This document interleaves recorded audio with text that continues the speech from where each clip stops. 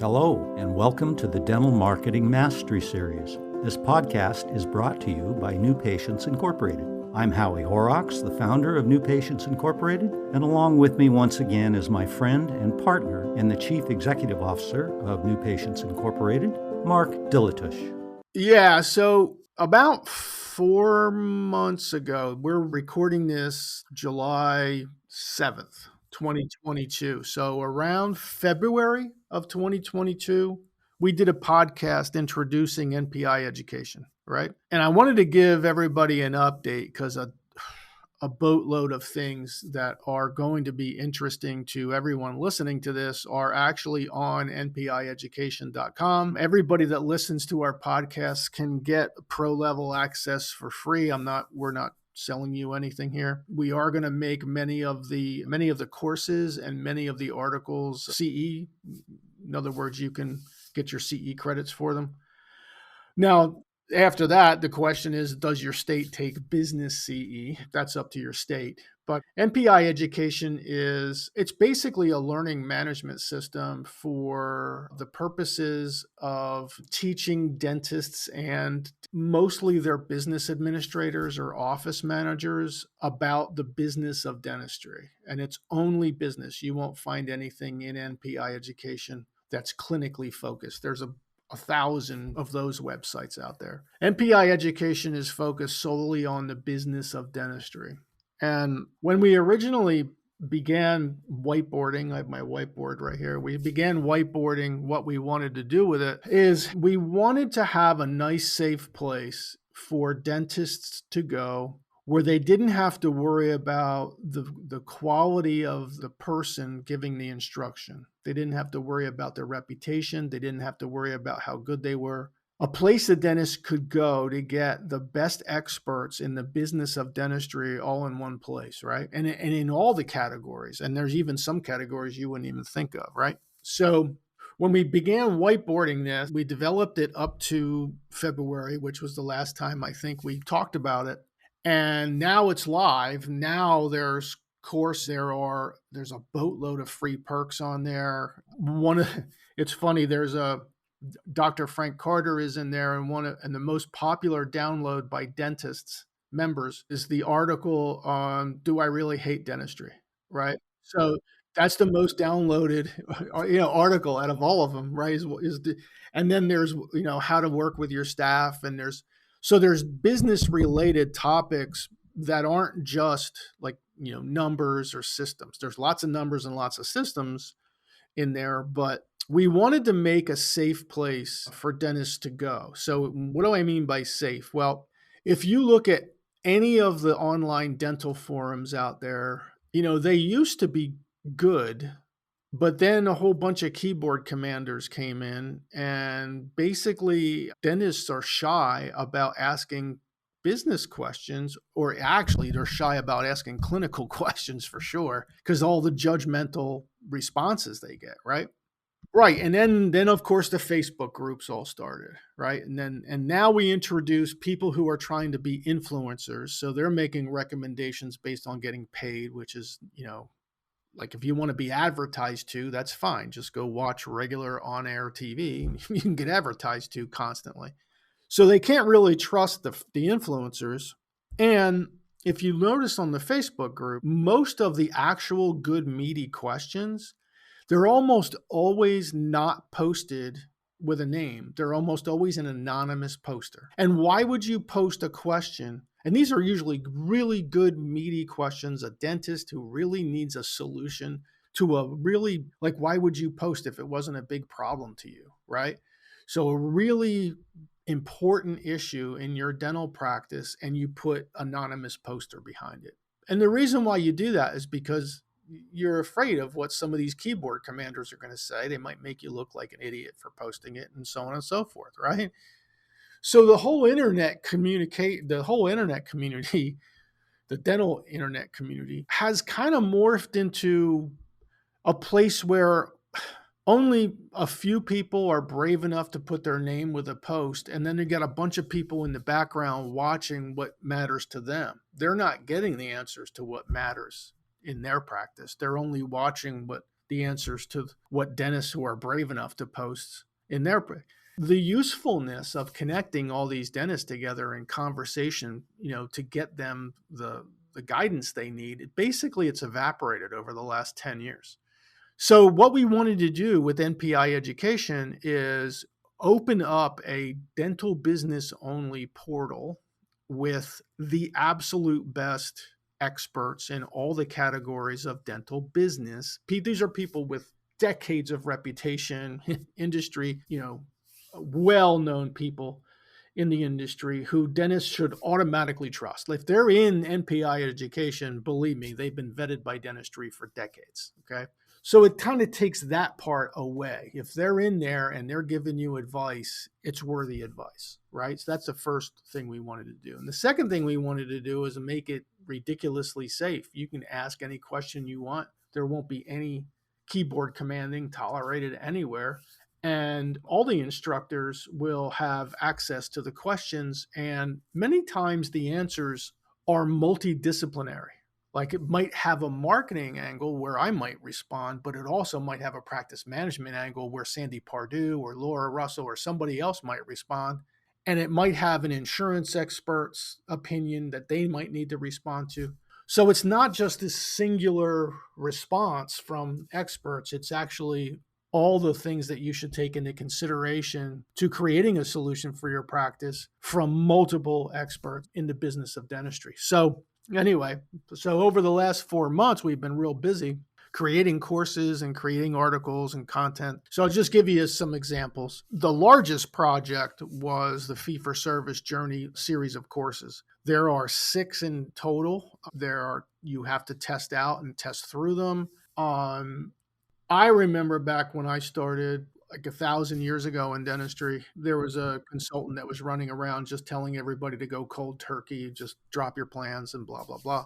Horrible advice. And during COVID, dentists actually found, the majority of dentists, and actually most of you are still feeling this, is an overwhelming deluge of patients in your schedule.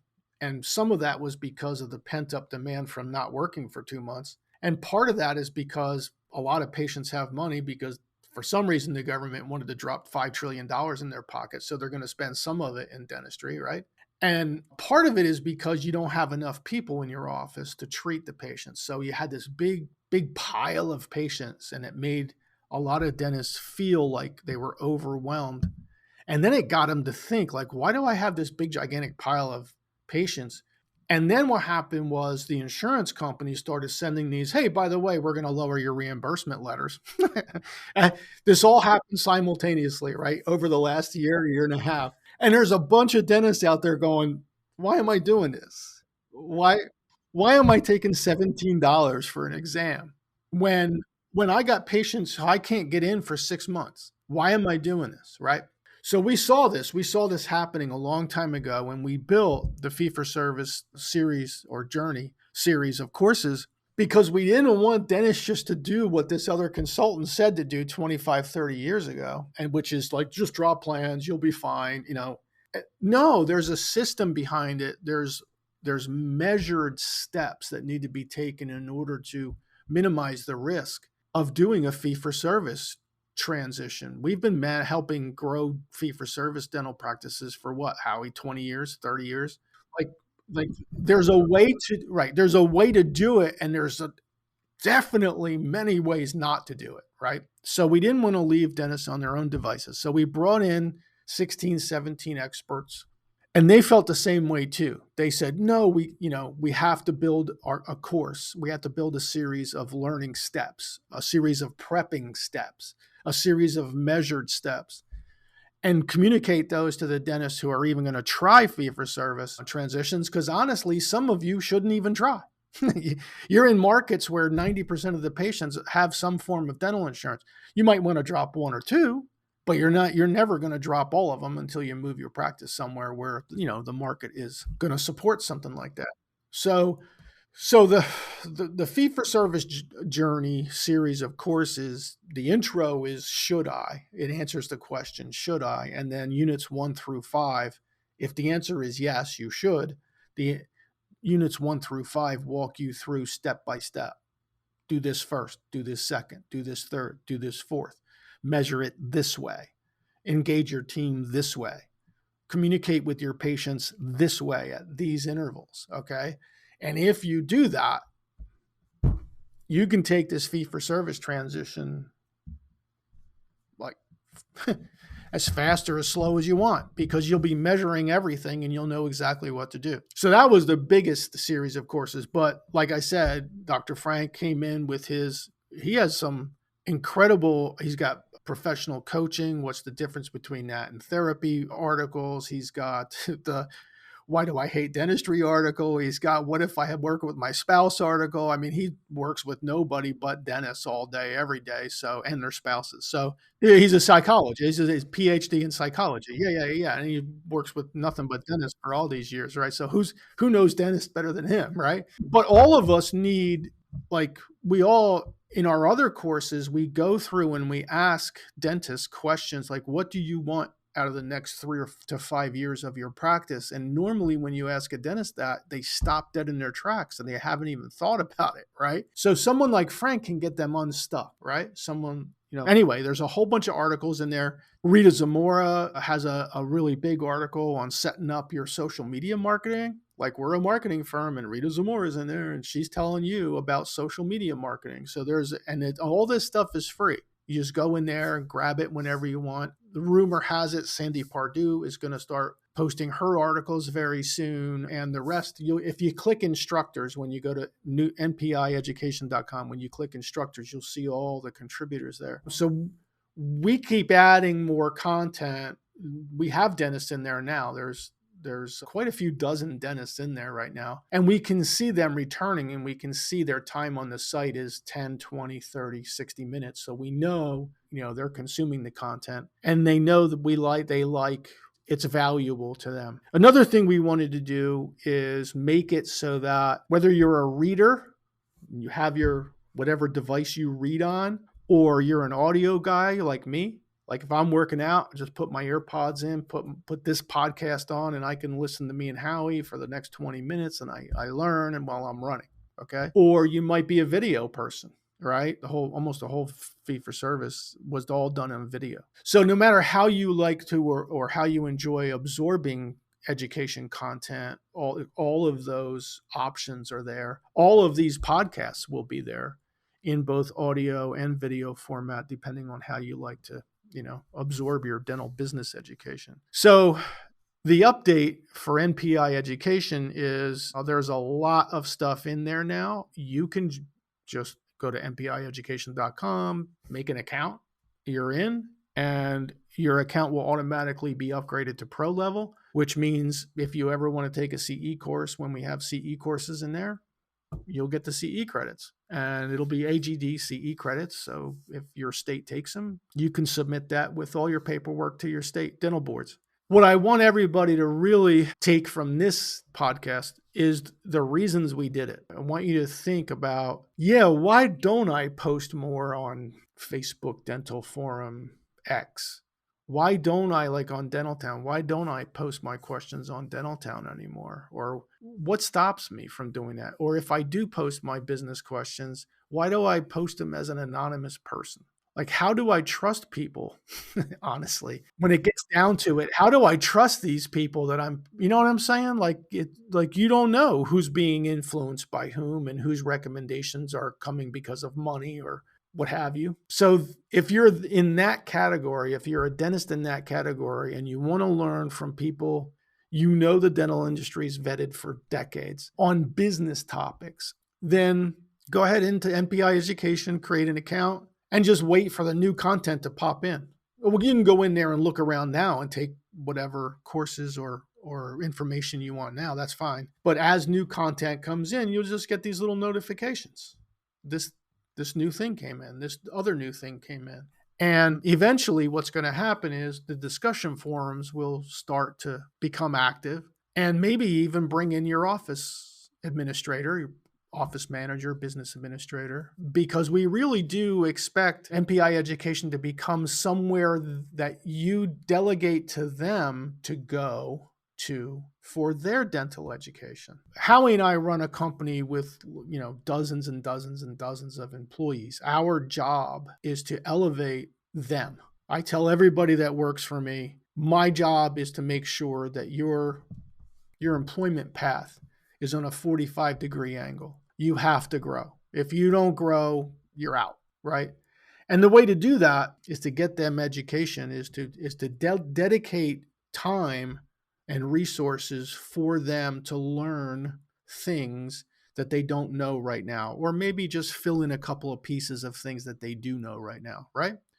We all have to learn. We all have to develop. And this would be a great place to have an office manager, right? It would be an awesome place to have an office manager. So anyway, that's the update with NPI Ed. We said we want 400 dentists in there by the end of the year. We're on track. We want, 3,000 or 4,000 in there by the end of next year. And then 2024, 2023-ish, 4-ish, we want to have a live event, Vegas, because that's where Howie is, right? And that's where everybody likes to go, to where we can bring a whole group of dentists into who are following similar career paths, who are taking the similar education and the familiarity with everyone in the room, and have all the instructors, do live presentations. Ultimately, that's where we want to go. We want to be there. This is the beginning of that journey, and we're well on our way to actually accomplishing what we set out to do. So if you want to become a part of it, it's totally and completely free. You're a podcast listener, be free for life. Just go in and sign up and we'll make you a pro member. I don't want you to think we're pushing dentistry in that direction, but even if you just want to get rid of one plan, just one, maybe you take 12 plans. There's actually a lady dentist in there right now who takes 10 plans. And we did an analysis, and one of them, she has 55 patients on, and the reimbursement rate is terrible, right? So some of these decisions are really easy if you get help. She doesn't have to do anything different other than prep her team, make sure they understand what to say to those patients 6 months before they get off the plan, get 55 different patients in her front door, which she's getting almost every month anyway, right? So anyway, you don't have to get rid of all your plans. A fee-for-service journey doesn't mean you're going to go totally fee-for-service, right? But it does mean that you look at insurance participation for really what it is, and it's the most expensive marketing vehicle you could possibly select. Okay. But if you see it and you see what it's doing to you, and you listen to the dentists who are in the course tell you that it costs you $8 million before your retirement, right? You're like, whoa, maybe I should transition out of one of them. And normally what happens is when a dentist transitions out of one and it's planned, it's measured, it's the whole team is involved, and everybody's, jacked up. When they reach their first objective, the next question is, should we do this again? Why wouldn't you do it again? Unless you love running on a hamster wheel, right? So normally after the first one, it becomes really addictive, honestly, to the dentist and the team. Just take the course. You'll understand why the team is so involved and how positive of a change it would be if you ever go down that direction. Anyway, npieducation.com, and it's all free. Just go log on, sign up, join in on the discussions. I'll be there. The other 16 people will be there. Click instructors. You'll see them all. You'll recognize half of them. Our hope, our mission is to do good things in there for dentists without all the chatter that dentists typically get in the internet world. We hope you've enjoyed our podcast today. You can get all of our podcasts on iTunes, Stitcher, and Libsyn.com, and on our website, newpatientsinc.com.